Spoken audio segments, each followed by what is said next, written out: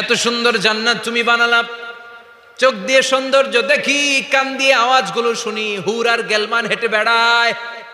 এত সুন্দর জান্নাত চোখ দিয়ে দেখি, ঢুকতে পারি না।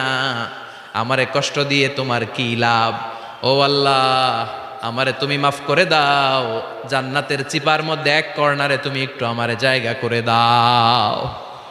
আল্লাহ বলবেন, ওয়াই হাক ইয়াবনা আদম, তোর ধ্বংস হোক হে আদম জাত, মা আগদারাকা, তোর চেয়ে বড় গাদ্দার আমি আমার সৃষ্টিকুলে কাউরে দেখি নাই। কারণ তুই আমার সাথে চুক্তি করিস আর চুক্তি ভঙ্গ করিস। আল্লাহর রহমতের দরিয়ায় তখন জোশ খেলে যাবে। ওর আকুতি মিনতি চাহনি আল্লাহর রহমতের দরিয়ার মধ্যে জোশ লাগিয়ে দিবে। আল্লাহর দয়া হয়ে যাবে, মায়া হয়ে যাবে। আল্লাহ বলবেন, ঠিক আছে জান্নাতে যা।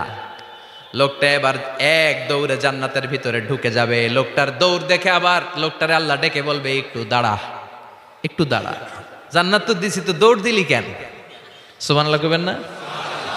লোকটি বলবে, আল্লাহ প্ল্যান তো আমি কম করি নাই, এত চেষ্টার ফলে আমি আসতে পারছি, আবার যদি তুমি বাইর করে দাও, এই জন্য এক দৌড়ে এমন চিপার মধ্যে লুকামো যাতে তুমি আমার না দেখো।